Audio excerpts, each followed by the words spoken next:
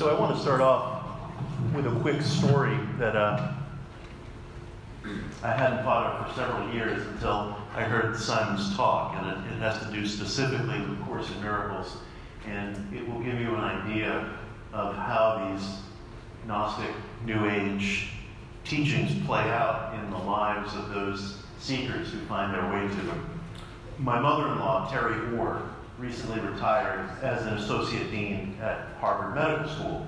And she's a very, very remarkable woman for many, many reasons, but among them, she's a very deep participant in the material that we are looking at today. She's a devotee of the Course in Miracles. She's very interested in the 12 steps and variants of positive thinking metaphysics, and she cut a very interesting figure within the echelon of Harvard's administration.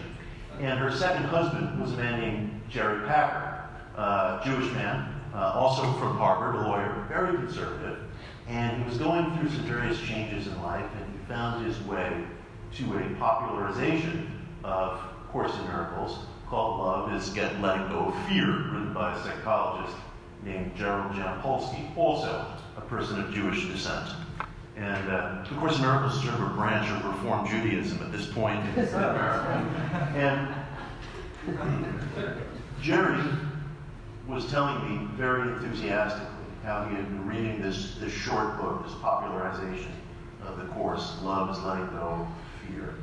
And he was absolutely effusive about how much the book had helped him, how many changes the book had worked in his life. And I was very touched to hear this, not only because I'm always interested when people refer to New Age or mystical texts, particularly contemporary texts, as having some sort of a revolutionary inner working in their life, but I was very surprised too, because Jerry was a very conservative man in every way.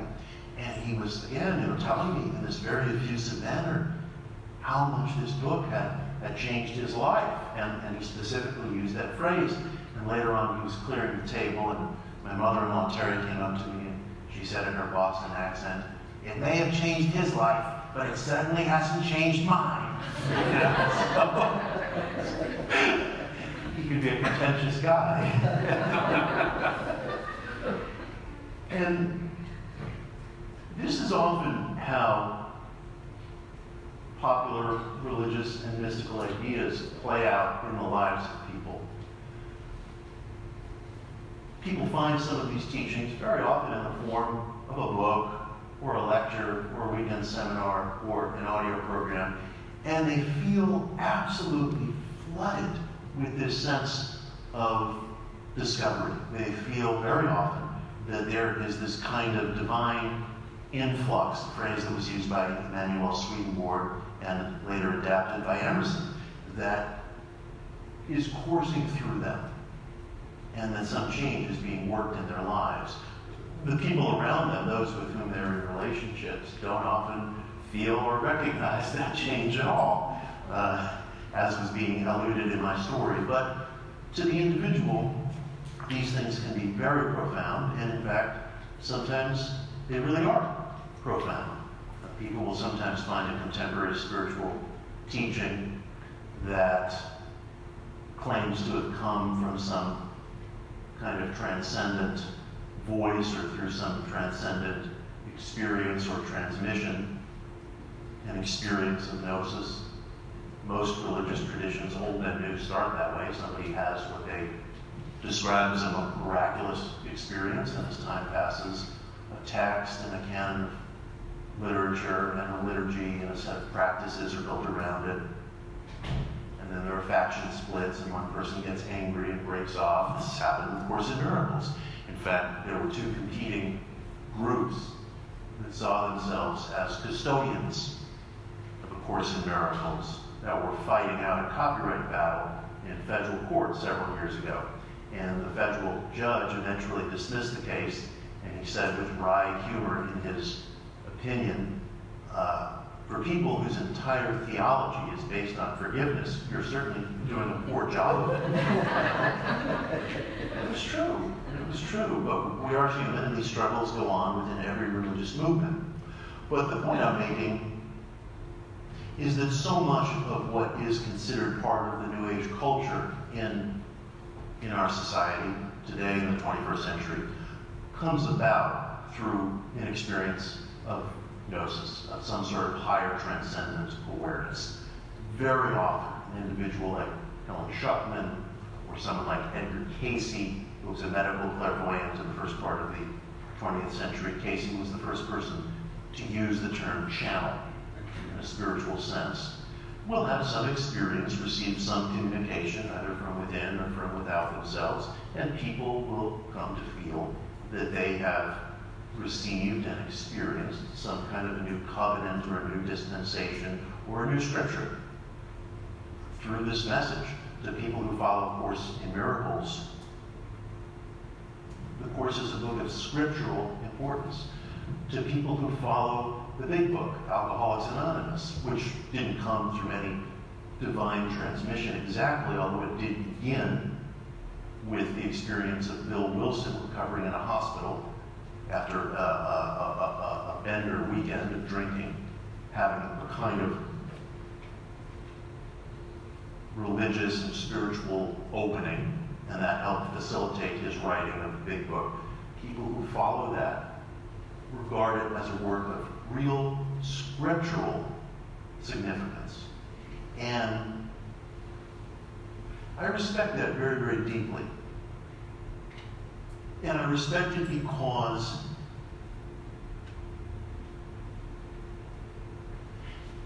you can measure the results of these things sometimes in the conduct and the day-to-day experience of the individual, which is something that has been largely neglected and written out of so much of our journalistic and scholarly work on religious movements. In 1970, the religious scholar Jacob Needleman published a book called The New Religions. And to a very great extent, it was a book of fieldwork. To a very, very great extent, that book, The New Religions from 1970, is a collection of transcribed interviews with participants in different new religious movements, transcendental meditation, Zen, various yogic and Vedantic movements, and so on. And I think that to a very, very great extent, journalists and scholars and historians have neglected the field work of talking to and actually being in proximity to the individuals who are participating in these movements. And it's left a tremendous, tremendous gap in our culture, to the extent that there are probably few terms in American life, polite terms, that are considered as insulting or as much a mark of unseriousness as New Age. People absolutely run from the association. It's almost like being called a fundamentalist. No one will claim being, well, I'm a fundamentalist, and this is my favorite color. No one will lay claim to these titles. I lay claim to the title New Age, and I'm very clear about this in my paper, which you can find in our shared folder, which is called The New Age and Gnosticism, Terms of Commonality. I asked April DeConnick if I could speak extemporaneously, and she very graciously said yes. And then I told some of my colleagues last night that I was actually thinking maybe I would read the paper, and they said, oh, that would be so extemporaneous, because you usually speak extemporaneously. But I've decided to stick with the original plan. But if there's anyone in this room who's not on the shared folder and would like a PDF of the paper, just send me an email. Throw my name into Google, and believe me, you'll have no problem finding me. Send me an email, and I will send you a PDF of the paper. Just don't do anything strange with it. It's just for your own personal imbibing. But I think because observers, journalists, scholars very often neglect being in proximity to people who practice some of these various New Age methods and techniques, it's been very easy for that term to become associated with everything that is fickle, that is unserious, that's trendy, that's immature, that's shallow. And yet, as I mentioned, I use that term. I apply that term to myself, and I do that with several such terms. There are terms that I refuse to cede entirely to the critics. I use the term occult. I use terms like ESP, because I think these things have a historical pertinence, they mean something, they locate ideas of where the culture is in a certain time and place, and if they're misunderstood, then labor to make them understood.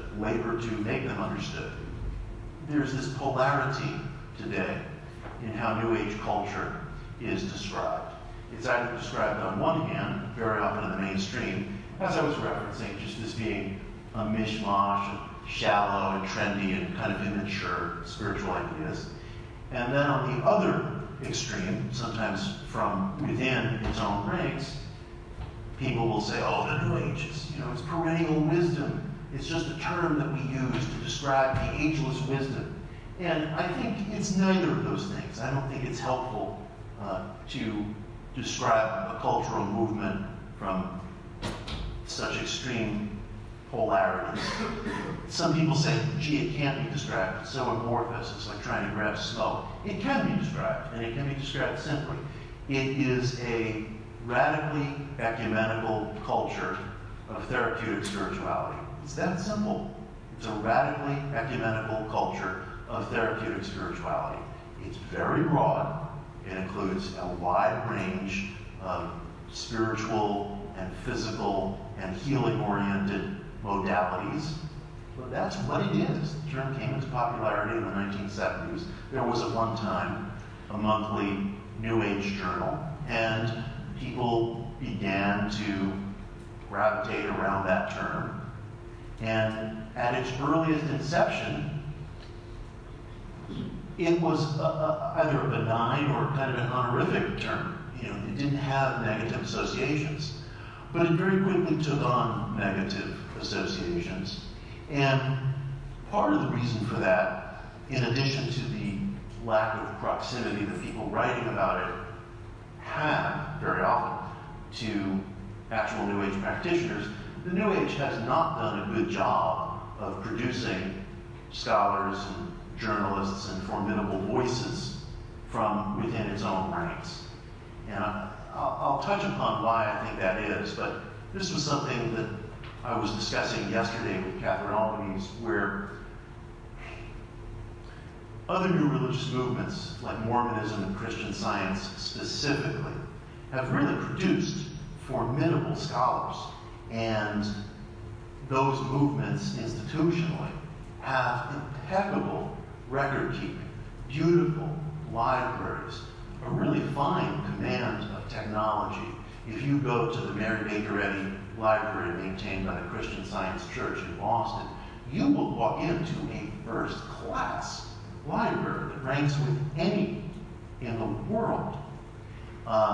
If you go online to the various archives maintained by Brigham Young University, you will find rendered into digital form documents that a generation ago it would have been incredibly difficult to locate, and that are just there, for the asking via a mouse click. Whereas if you go to a weekend seminar at a New Age center, maybe to see me, you'll be lucky if the greeter at the door can tell you where the bathroom is. And I'm not kidding, there are some that are running incredibly well. The Edgar Cayce Center in particular in Virginia Beach, the Association for Research and Enlightenment, it's run just impeccably well. And there are a few others that are run very well. The Theosophical Society Center in Wheaton, Illinois is run extremely well. But those are the few exceptions. There's a few others, I don't mean to overly generalize. But there is a really poorly developed culture of intellectual inquiry and, frankly, administrative competence within the New Age. And I feel at ease saying that because I have located myself within that culture probably for close to 30 years as a writer, as a speaker, as a publisher. Believe me, I have covered the map. Until recently, I was the head of a publishing division at Penguin Random House that specialized in metaphysical books. I published very far and wide. I'm a widely published writer. I have written about these things, these topics, within the mainstream, within the subculture, spoken coast to coast and internationally on these topics. So I hope you won't think that I'm venturing a glib opinion. I have been out there, and the New Age does have, by and large, a very, very poorly developed culture of intellectual inquiry and business or administrative competence. And the question is why? Why are these other new religious movements like Christian Science and Mormonism distinguished by a really high degree of professionalism? I mean, believe me, if you walk onto the campus of Regent University in Virginia Beach, run by Pat Robertson, somebody will be able to tell you where the bathroom is, and it will be a very nice bathroom. And yet this has been absent on the New Age, and I've been asking myself why. Are the critics correct? Are the critics right that it is just this kind of mishmash carnival of trendy and fickle religious ideas, so it attracts fuzzy-headed people? I can't conclude that they are right. I simply can't conclude that they are right because I've seen too many examples to the contrary. I've seen too many instances where the works that emerge from New Age have been very meaningful in the lives of a very wide range of people. And more than that, New Age ideas have opened the culture to so many things that are very important to many people, including people in this room, that wouldn't have found a foothold in American culture if it weren't for the platform, the launchpad that the New Age presented. For example, anything having to do with alternative medicine or alternative health, whether it be macrobiotics or acupuncture or hatha yoga or any kind of mind-body stress reduction, transcendental meditation, all these things entered society from the fringes of what would have been called New Age. When the Maharishi Mahesh Yogi came to the United States, of course he traveled to California because Matt Blavatsky predicted that would be the birthplace of the New Age. And this was in 1959, and he began teaching transcendental meditation, which is today a very widely accepted and commonly used modality. People were able to make sense of who this guy was and sort of register what was going on here because they were involved in the various alternative spiritual subcultures, because they had some familiarity with Madame Blavatsky and Swami Vivekananda and so on, and they had some orientation so that they can understand, oh, this is a man bearing wisdom, from the East. Let's see what he has to teach us. There was a capacity to receive this figure. And this story has repeated over and over and over and over in American life. So the various offerings that became picked up and popularized and remade and then exported very often from America around the world, they entered our society through the margins. They entered through the margins. So sometimes people will say to me, don't you find it irritating that within the New Age culture there is this poor intellectual state of affairs? Isn't that frustrating? Isn't that a drag? Don't you find a lot of flakes? Don't you find a lot of weirdos? I get these questions all the time. And my response to that is that you have to be willing to put up with some of that if you want to be hanging around the staging grounds where innovation occurs. You simply have to be. Because innovation enters our society from the fringes. It happens again and again and again. And you don't know where these things are going to go. If Steve Jobs somehow got inspired to wage a technical revolution in part by imbibing psychedelics and by studying Vedanta and Zen, well, where would those things have become available to a kid from California, to a kid growing up in a suburban tract house? They didn't fall from the sky. They had to come from somewhere. And the people who introduced them had to have a staging ground and an audience, however small, that could receive them at first. So it's insufficient to say, oh God, the New Age is just an aquarium of weirdness. It's not an aquarium. It's a channel. It's an inlet. And a lot passes through it that becomes very formidable, very important, that blossoms across American life and other parts of the world in a very dramatic way. But it needs the New Age as an entry point.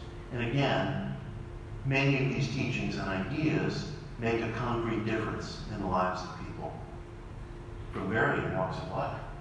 So, why isn't there a better culture of inquiry then? I think it has something to do with the fact that New Age spirituality has been so effective at kind of taking a sledgehammer to ideas of ordinary hierarchies, so that the Helen Schuckman, who claims to be an atheist, and so on, the story is a little more complicated, as we always find when we peel back the layers, but so that Helen Schuckman, or a kid like Edgar Cayce, or any number of people whose names are widely known or whose names are obscure, can kind of claim the mantle of prophecy. New Age has been so effective at this kind of anti-hierarchical attitude and style of gnosis that I think, as a byproduct, it has also attracted a disproportionate number of people who do have difficulties functioning amid the ordinary professional and administrative demands of outer life. And the New Age has become a kind of attracting point, disproportionately, for a lot of those people. That doesn't mean that they're necessarily in the majority, they may be, but they're very, very, very well represented. And I view that as kind of a byproduct of its success in a certain way.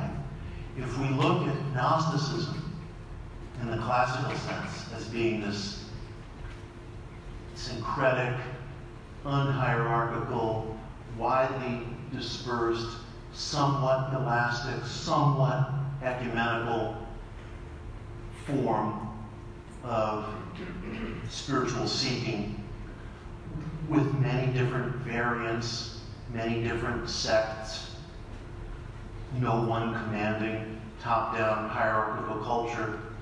In a way, New Age is a replication of that attitude, of that outlook, without any direct family tree, in contemporary times.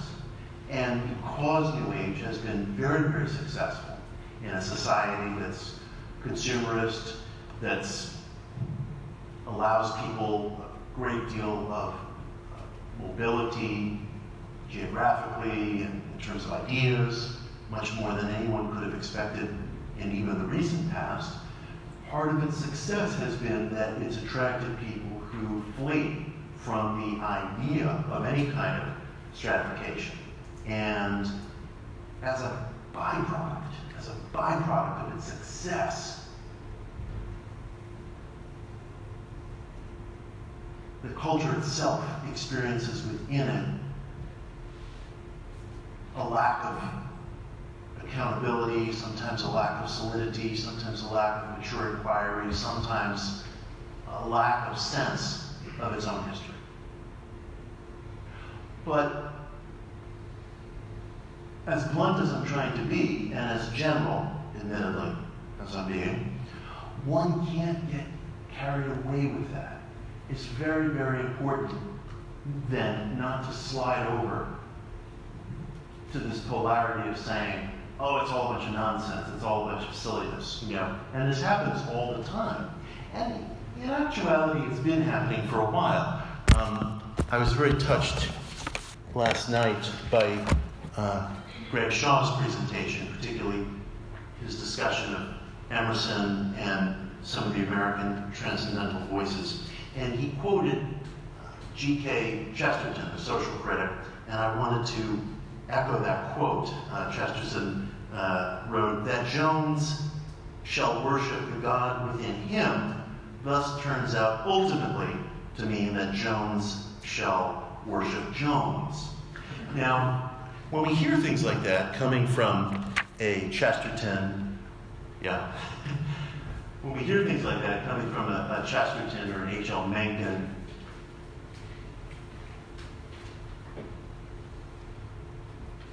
at the very first, it sounds like this knockout blow against a kind of free-floating contemporary spirituality.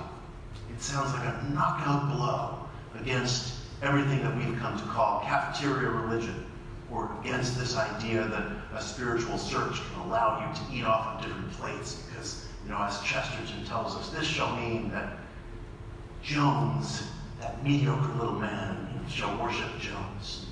And at first glance, it comes across like a knockout punch. But the problem is, the New Age culture hasn't produced people to respond to Chesterton. And it's actually very, very easy to respond to him, because the knockout punch, if you want to get into a debate of ideas, needs a counterblow. And he has left himself open to an enormous counterblow, and he doesn't even know it. And he won't know it until it lands upon him. And the counterblow is this. I'm sorry? I'm gonna evoke an example of someone living. The counterblow is this, and it's very, very simple, because the voice of Chesterton still exists today. I mean, that set the template for how most journalists and many social critics think of and observe the New Age. I'll give you a contemporary example, and then I'll respond, and then I'll conclude. The social critic Barbara Ehrenreich wrote a book called Bright-Sided, which was a polemic against the culture of positive thinking, against positive mind metaphysics, which Barbara is just convinced is laying waste to our nation. Everything was fine before, and now everything's terrible because we're all walking around with this myopic idea that our thoughts are causative. So, Barbara is promoting her book, and she's on The Daily Show with Jon Stewart. This was a few years ago. And Jon Stewart says to her, you seem to be negative about the idea that religion, spirituality can make a difference in people's lives. What if some guy goes to an Alcoholics Anonymous meeting and he says, well, Jesus helped me stop drinking. Isn't that good because the result is good? And Barbara, who I think is in many ways very unfamiliar and very shallowly read in her subject, is nonetheless very, very quick-witted.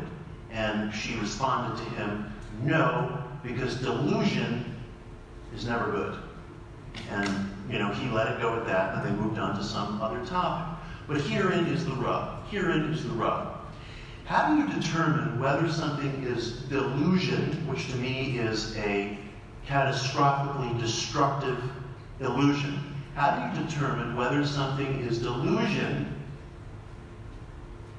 other than by measuring it through a person's conduct of life? Conduct of Life was the title of Emerson's last collection of essays, or one of the last.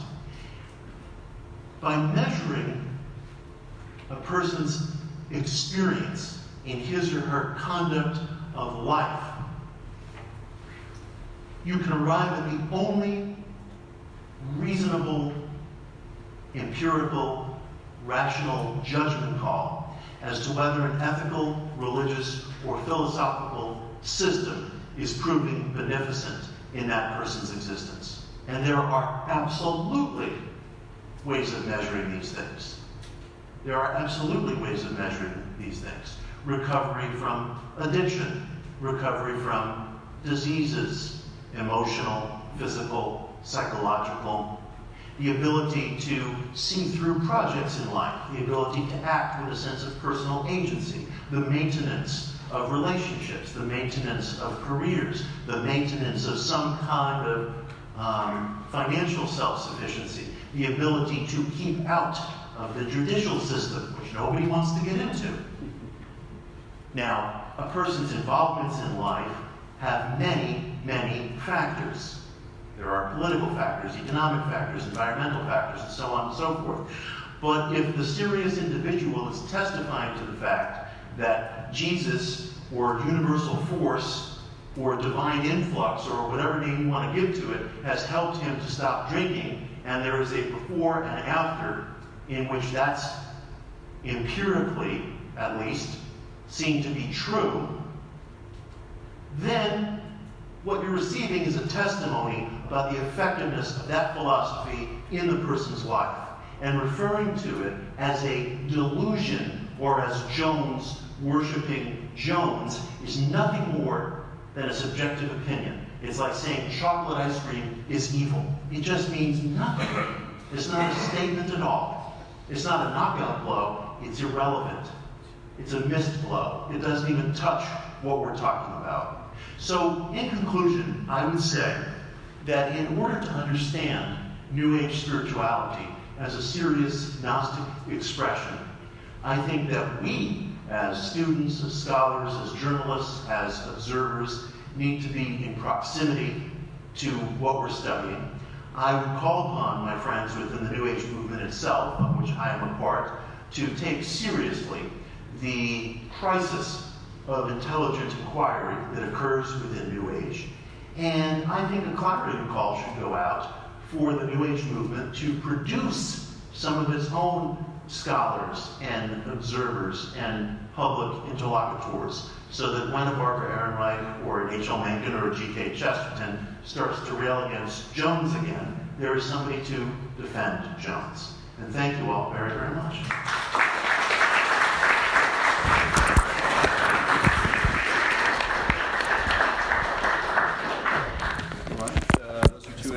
Excellent talks. Thank you guys both. I'm going to take advantage of my position here to make a comment. And I just want to tell a little brief story, and I'd be curious on your response. Kind of from the other end, from the journalist end. You know, for over 20 years, I'd been writing journalism based on, that involved subcultures, where I was most interested in going in and kind of illuminating subcultures. And I think it was about 2008 that I got an assignment from Salon to write about Amachi.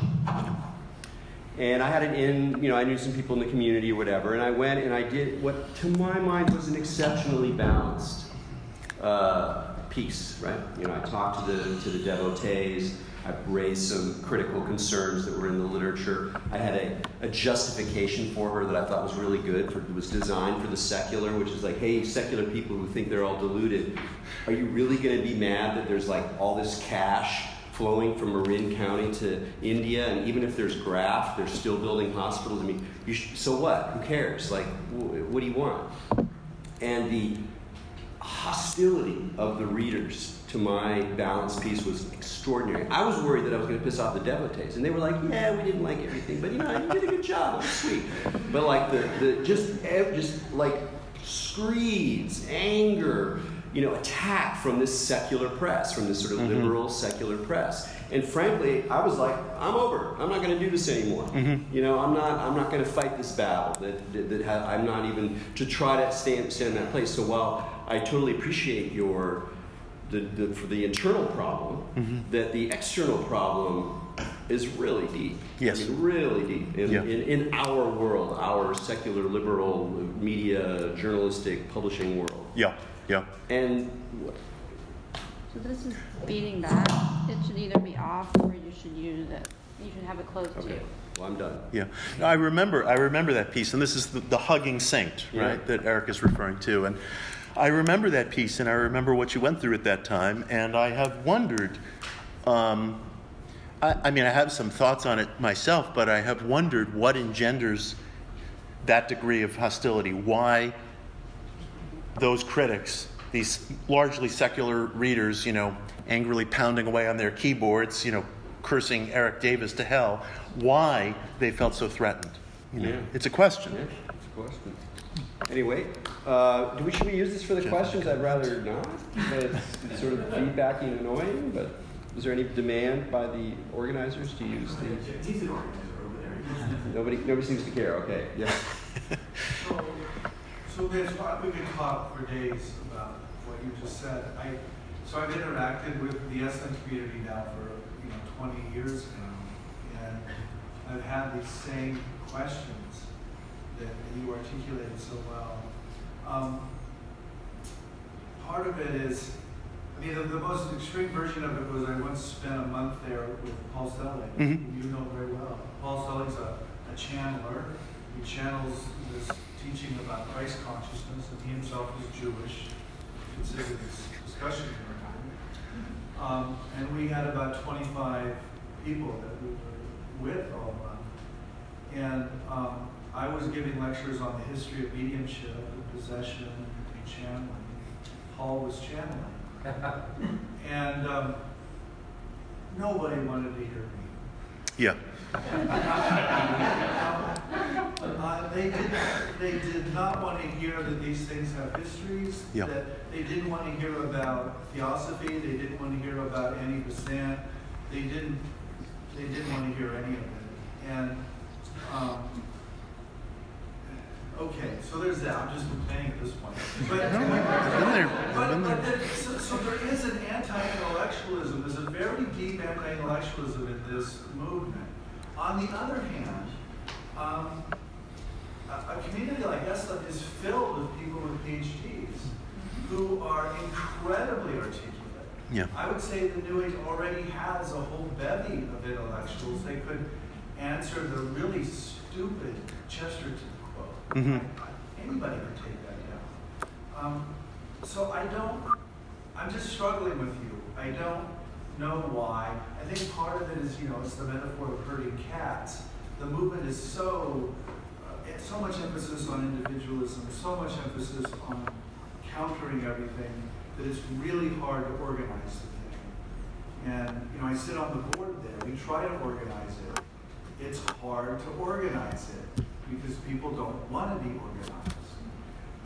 So I come back to this university where it's also intellectuals, but we sit on committees and we have organization, and so I go back and forth, Yeah. and it's schizophrenic. Yeah. And so I'm just struggling with you. And Yeah. I don't know what even if I have a question, other than I think it has something to do with a kind of base anti-intellectualism in the movement, and maybe in American culture in general. Yeah. Despite the fact that there's tons of intellectuals in it. Tons. That's a very interesting observation, because I admire very much what Mike Murphy and others have created at Esalen over the many, many years that it's been functioning. And I definitely, of course, share that perception that at Esalen and other places, there are serious intellectuals, there are PhDs, there's an intelligentsia. It might be that the reason that intelligentsia doesn't get into the public discussion is because some of those PhDs, some of those intellectuals themselves do not want to be self-identified either with New Age or some of the alternative spiritual cultures. They might say, this has at least been my personal experience, although, nobody claims the mantle of New Age. There's people whose homes are filled with Buddha statues and astrology charts and crystals, and the first thing they tell you is, I'm not New Age, And I encounter it all the time. The intellectuals may just not want the association, They don't let that expression in the SM catalog, ever. Ever. Isn't that interesting? I've spoken, and I'm not going to say which organization because I'm not trying to put them down, but my first book was called Occult America, and I give a talk very regularly called Occult America. I have an organization that you would be shocked if I told you who it was, that asked me to change occult to mystic because they didn't want to be associated with the term occult. And if I told you who it was, it would be like the NFL disassociating itself from football. But it doesn't reach the public. Just one more thing, because I know other people want to talk, and I'm being greedy here. But my other perception is that New Age people, New Age practitioners, grossly underestimate the radicalism of their position vis-a-vis traditional religion. Mm-hmm. They think it's this happy ecumenism and they're embracing everyone, Yeah. when in fact they're taking down everyone. Yeah. And they either don't know that, or they're doing a kind of jitsu move where by not acknowledging it, you can sort of avoid the punchback. I don't know which it is, Mhm. but I think that's part of it too. The movement hasn't accepted its own radicalism. That's a good point. That's a good point. In the back there? First I thought your talk was brilliant, Mitch, but I have a question about the internet quote and your thoughts on the internet. Because her whole position there and her work is that the New Age has failed to take political stances. You're talking about the radicalism of it. She's accusing it, right, the New Age as a thing, essentializing it, but accusing it of being a reactionary force. And looking at, for example, like Kate Bauer's work, right, on Goldberg's work, on mind curing as that becomes a prosperity gospel. I wonder what your thoughts are, since you're really offering a polemic and a remedy. What are the responsibilities that New Age practitioners, New Age scholars, these intermediate figures who you suggest we need? What are their political responsibilities? How should they relate not just to people as individuals, people as groups, but people as political actors in the world? Well, it's interesting. I mean, I think Barbara's position is wrong that the New Age movement has become this kind of retrograde political force. I mean, she sees it, and I understand where she's coming from, as being sort of a feel-good corporatist message, ignoring the fact that in its history, it grows out of a very radical, progressive tradition. And you could say, well, so what? You know, that's its history, so does so much. And in its present, I do think it has created a tremendous social space for outsiders. And that, to me, is a political expression. I'm not one to go around and tell a practitioner, you know, sign a petition and join my, you know, bottle redemption drive or whatever. I can't dictate to another what to do in terms of their outer activities. But I do think that the New Age has and does make a political statement by creating a kind of radical social space which has accommodated huge numbers of people in ways that's not always recognized. Yeah, sure. Okay. Yeah, just piggybacking off of that, I was thinking throughout your talk, Mitch, the way that you were describing anti-intellectualism and then just now the way you responded, what it reminded me of, and I think maybe the elephant in the room is, as you said, the New Age began maybe as this progressive movement, but now, and there are works, I know you have written on them, the connection between like Trump and Yeah. New Age. Yeah. And so I believe that actually there's a connection to be made between the sort of anti-expertise, anti-expert culture that we associate with conservatism, Yeah. and the way that that actually took up some of the truly radical ideas of the New Age. Yeah. And has become a very effective, at least to get the presidency, political force. Yeah. So it is not about whether the New Age ideas are intrinsically lend themselves to, I mean, there's something else. But Yeah. I think maybe just a suggestion to think about it a little bit differently so we just aren't hamstrung by what do we do, Yeah. would be to kind of question not so much what are they running away from in being anti-intellectual, but what are they responding to in critiquing this culture of expertise? What is that an expression of? I think you alluded to the desire to reclaim some sort of individual autonomy and not want to be boxed in. So I think there is something to be made there that needs to be, I haven't read about, you know, conservative history enough to speak. There might be some really great stuff out there already. But that might be another angle that is less defensive and more in the vein of what you're wanting, critical, examining how we got here and how these ideas are not intrinsically one way or another, how they can lend themselves to. Yeah. I think you're making an outstanding point, and it's one that I sort of am sitting with right now. You know, I've thought about some of these themes myself, and, you know, as you were alluding at the beginning of your comment, I mean, look, Donald Trump will tell you very plainly that his favorite book is The Power of Positive Thinking by the Reverend Norman Vincent Peale. And I've written about this. A lot of people have written about this. I've been asked about this by reporters. And I've thought to myself, rather than coming up with a kind of witty rejoinder, which I do allow myself sometimes, I spent an hour and a half on the phone with some guy from Politico, and I said, Donald Trump is like the, escaped Frankenstein monster of positive thinking. And of course, that's the only thing he uses, like 90 minutes of... He's never read a book. Right. I mean, just, 90 minutes of soul searching. I knew it was going to come down to that, but I condemned myself to it. But I think that the point you're raising is extremely good, because the truth is, a lot of people within my world are in complete denial about that fact. And I can tell you that if it were, say, Barack Obama, who cuts a more, within the New Age world, a more liberal and appealing figure, of course, if he was the one saying Power of Positive Thinking is my favorite book, everybody would be doing cartwheels with delight. But now everybody sort of turns from it. And I feel as though I have to sit with what you're saying, because I think you're making a very, very good point. And I have to ask myself, and I think it's incumbent upon me to ask, is there some connection there that I haven't been fully willing to face? Because you can't ignore the fact, from my perspective, that the one book the president says is his favorite, maybe the only that he's ever read, is, I don't know, is The Power of Positive Thinking. That can't just be wiped away as some incidental thing. And I think you're making a very good point. Yeah, well, I really honor that point. Yeah. Catherine? Yeah, I would love to hear you talk about this. So,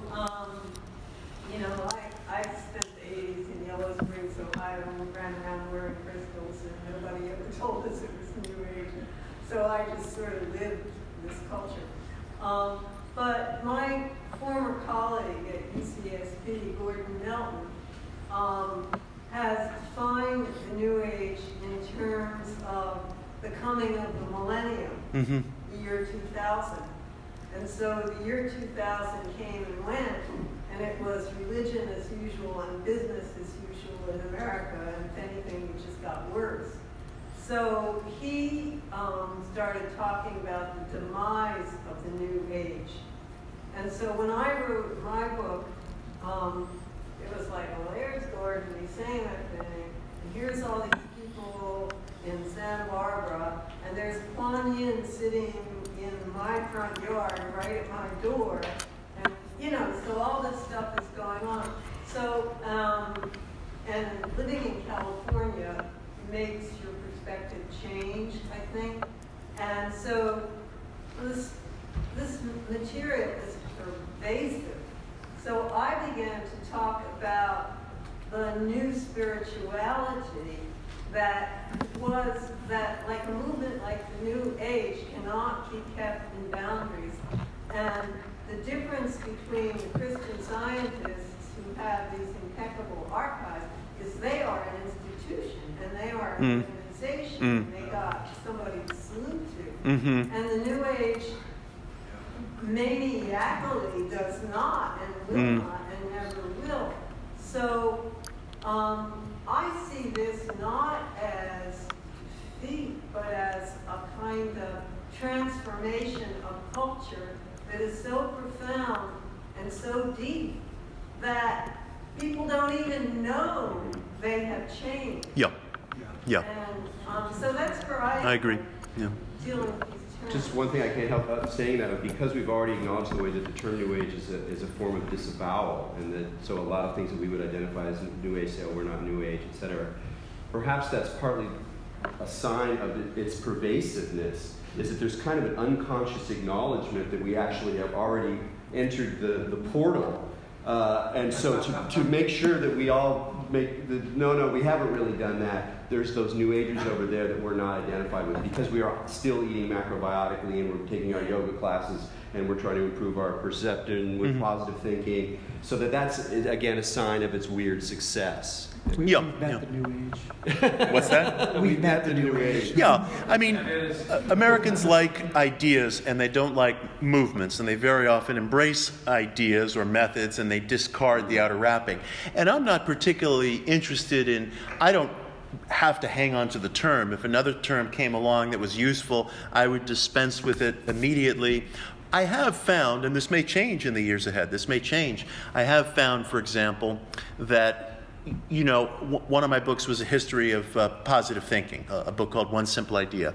And a lot of people have come to me and said, you have got to get away from that term positive thinking because it's very musty and it's very old-fashioned and it sounds very retrograde.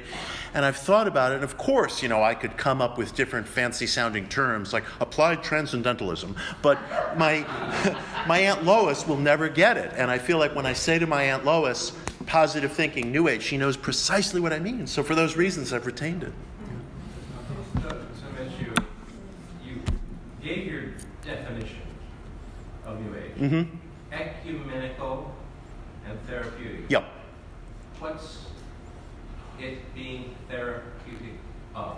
What is it healing? Anything and every malady that the individual identifies with, whether it's physical, mental, emotional, addictive, ennui, a general sense of unhappiness. General sense of unhappiness. So it's healing body. It's healing mind. It's healing soul. That's the ideal. It's healing lower chakra problems. Mm-hmm. That's the ideal. Yeah. Yeah, when you talk about you can measure the efficacy of New Age.